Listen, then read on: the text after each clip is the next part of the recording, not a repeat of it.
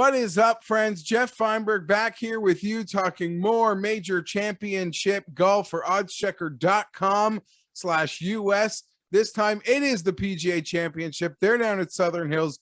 Already done a video with our guy at Rick Gaiman, at Rick Run Good. You check it out.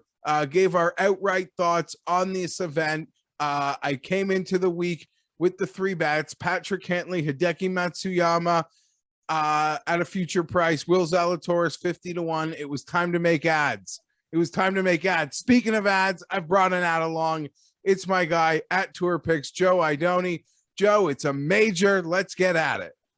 Let's get after it, dude. I can't wait for this one. We talked earlier, actually, last weekend, getting super fired up about it. We're now at Tuesday night before this thing's about to kick off. We got some weather in play. We got a lot to talk about. Yeah, and when me and you had previously spoken, and all the great major content that you're able to put out there at Tour Picks, Justin Thomas was a name I was swimming around, and I'll be honest, it is a name that I have landed on 18-1. Joe, when we had spoken, I had acknowledged he's my least favorite of the super elites. So there are a lot of things that had to pull me like a magnetic force into this, be it from, I just want to back another really high end, maybe the highest end player that I'm backing this week. Thought the number got to a really fair point. Have the Cantlay bet, JT. Now I have the two best players, in my opinion, not named Scotty Scheffler. If you look at the form, if you look at the results this year. So that bet is in. I'm big game hunting with Justin Thomas, and I could do even more as we go farther into the 30s, 40s, and 50s.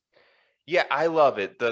It's starting to feel like this thing is going to play pretty difficult. And the more difficult it plays, the more that plays into the hands of the best players. So I myself am looking for one to add up top. Justin Thomas makes a ton of sense. And when I really look back on where I went wrong at the Masters, it was kind of trying to call a shot and ignoring really good players who were playing really well. Scotty Scheffler and Cam Smith were playing the best coming in. They played the best at Augusta. Justin Thomas is playing awesome right now. He doesn't have the victory to show for it, but by virtually any statistic that is out there tracking golf players, he's doing really awesome. He's in great form, like you mentioned. And what'd you get, an 18-1? 18-1. That's what Fair I'm number. putting down. Yeah, and maybe I might find myself over betting this event as we go into it. But hey, Joe, when you're looking for a winner, what's the secret? Just bet more bodies, right? That's exactly right, man. More chips on the table, you're more likely to spin your number. Not exactly, but it's a major. I'm prepared to do so if it comes to that. But me and you, we're gonna get into the props, and I'll start it off here. Joaquin Niemann is a player that I am potentially going to even make the outright add-on. Seeing the 55-1, hits it longer than we think, is as straight as we all know. I've talked him up a ton. The bent grass should work for him. I don't care about the Sunday at the Byron Nelson. I don't care. He has all the shots. I'm playing Joaquin Niemann, top South American, plus 163 when using that odds checker grid. And as we are recording, this might sound like a lie, but I promise it's not. And I've screen grabbed it. Joaquin Niemann, I also always mispronounce his name, and I apologize for that. Joaquin Niemann is minus 110, Joe, versus Matt Kuchar in a tournament matchup over at DraftKings. DraftKings has Kuchar 60-1 to win this tournament. Other sites like FanDuel have him at 210-1.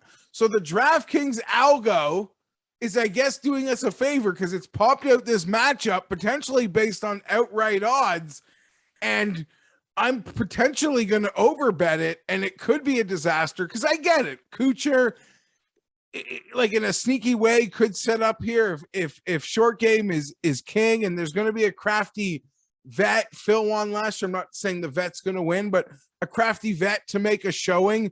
It's easy to think maybe a Kuchar, maybe a Padraig peeks their head, but I can't resist the purposes of this matchup. So big props for me on Niemann this week at Southern Hills. Yeah, love it. So who is he the favorite for top South American, excuse me? Yeah, he's got to take out Munoz. He's got to take out Mito. Mito. It's a small collection of them Okay. this week, and that's something I'm willing to step in front of with Niemann. Love that. And you mentioned something is just wrong about that Kuchar line. And we've bet for long enough that we know that, like, when it stinks like a fish, sometimes it can be. But this is just obviously an incorrect line. They have a misprice on Matt Kuchar to win. He's been playing good, had a couple of good runs in Texas, but Niemann is the far superior player. And to essentially catch them at even odds, when you told me that, Jeff, I had DraftKings pulled up and I'm like, that can't be right. I double checked it. You are correct. I'm staring at it right now. Minus 110 on those odds. I think that that's the bet of the week in terms of matchups, if you can get it. And I took a screen grab because I was preemptively prepared for people to obviously call me a liar when I say that is a bet that I made. So there it is. The line is great. Obviously, golf is cruel. So maybe I'm not as optimistic as I should be, but I simply couldn't resist. Start off your prop card, Joe. Yep. Top 20, Hideki Matsuyama, plus 145. That I believe is over at, I'm sorry, that's a DraftKings Sportsbook. So a good number there from DraftKings. I fully expect Hideki to play well. I think he got the advantageous wave. I think that he looked healthy and fantastic last week, which was all that I was really hoping to see on a golf course that I think can really set up perfectly for his game. He's tactical. He's a tremendous iron player. He's a great driver. He's got an extremely underrated short game and tidiness in and on around the greens. Slower than normal green speeds, I think that we're going to see this week, from what I've heard, could maybe mitigate some of his putting woes from time to time. And you mentioned like some of the Augusta comps. Masters champion last year. He's plus 145 to finish in that top 20. I really think that he's going to be firmly in contention on Sunday. So therefore, I think that's a good bet. Yeah. Keep it rolling along here. Alex Noren for me on the top 40, coming in at plus 150. When we are looking for it, he comes into this event ranking top 30 in the field in approach, putting, bogey avoidance, 3-putt avoidance, and sand saves. And we all can acknowledge the recent form that he enters this weekend. Earlier in his career, when he was winning tournaments, he was almost a staple in the harder the event, the more it works for Noren. Lately, maybe by the fact that his world rankings dropped and he's found himself into some of the swing season or Detroit, Minnesota, Detroit, even Byron Nelson birdie parties, he's really held his own in those. But I'm going back to my roots with Noren, that the tough course really can bring out the best in him. And I mentioned all those key stats that he really is finding his top form in North America almost since making the move over here, since becoming such a prolific European Tour winner. So Noren plus 150 for the T40. That comes in as low as minus 110. So thank you, Bet365.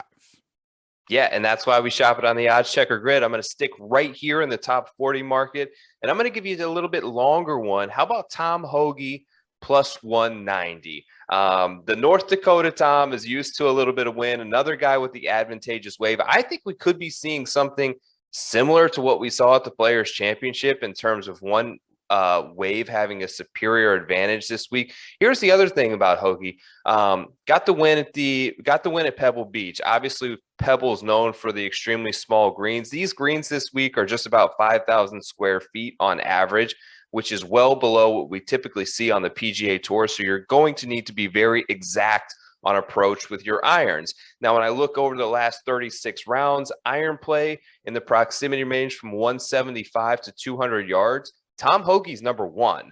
When I even go a little bit further into like wedge range, and I think a lot of people may be overemphasizing and putting too much on driving distance this week. I don't think it's actually going to play quite as long as the scorecard may indicate. They may move up some of these tee boxes.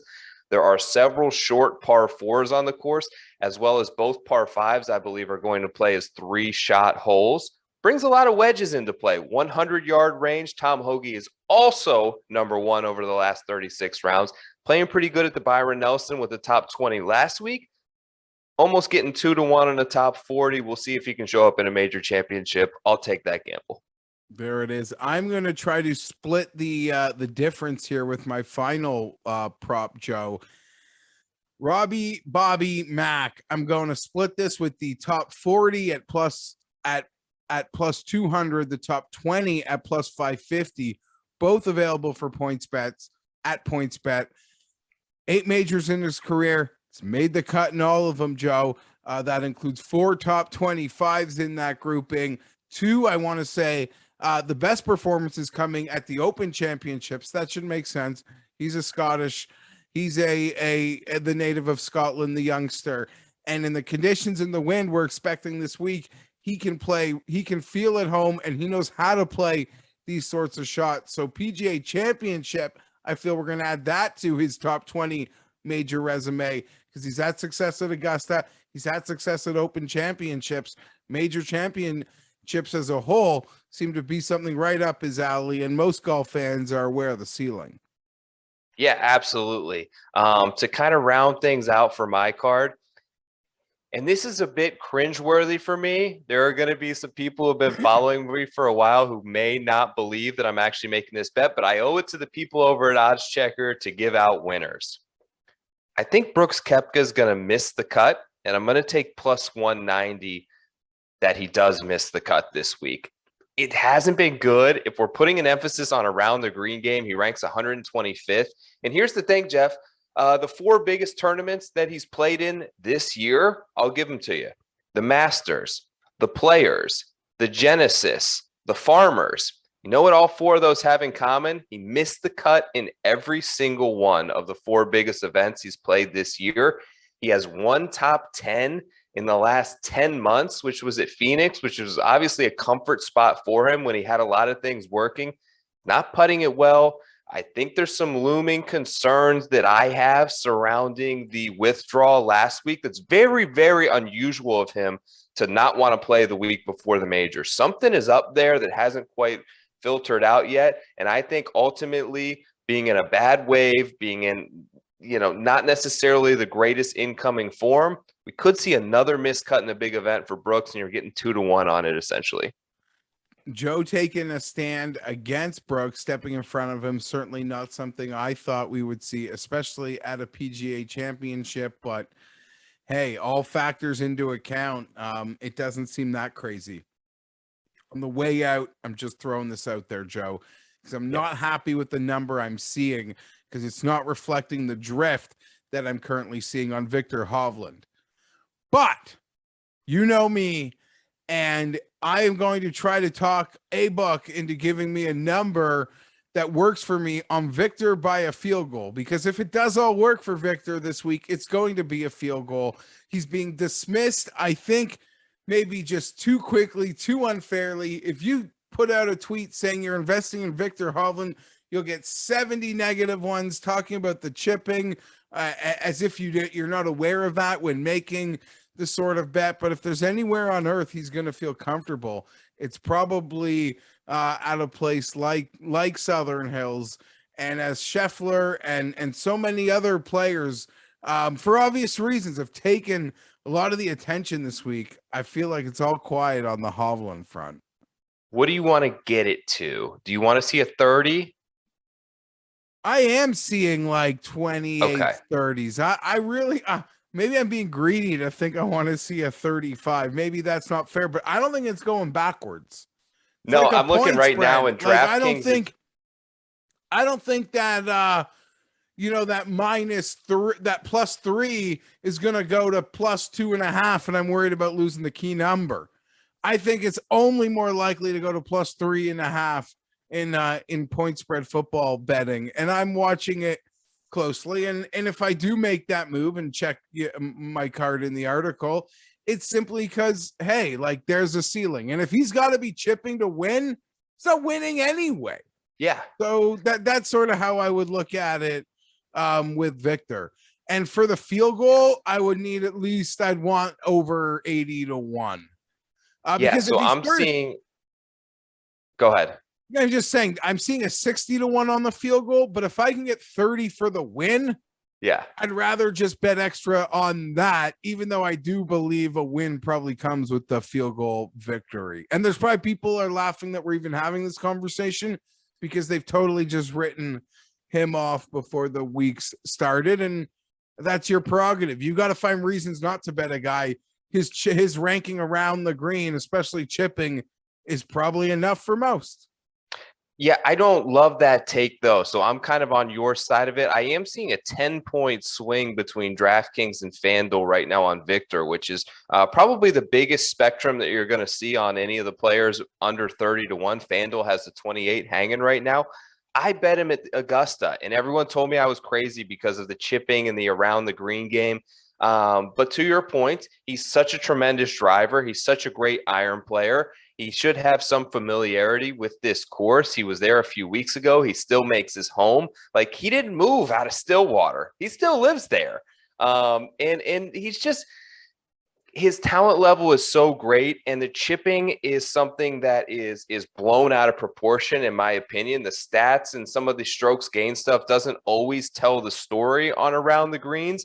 And he's actually really good. When I looked at it, short grass, like right from the fringe and getting up and down this season. At one point heading into Augusta, he was #1 on the PGA Tour in terms of getting up and down from the fringe in the tightly mown area. It was like 98% on the season. So he struggles a little bit out of the rough. He struggles a little bit out of the bunker. We know that, but his strengths, I believe, firmly offset those. He's one that I definitely have my eye on for a tomorrow ad. I am Geoff Fienberg. That is Joe Idone. We'll be back next week because major, no major, we'll be here giving golf picks over at oddschecker.com/US.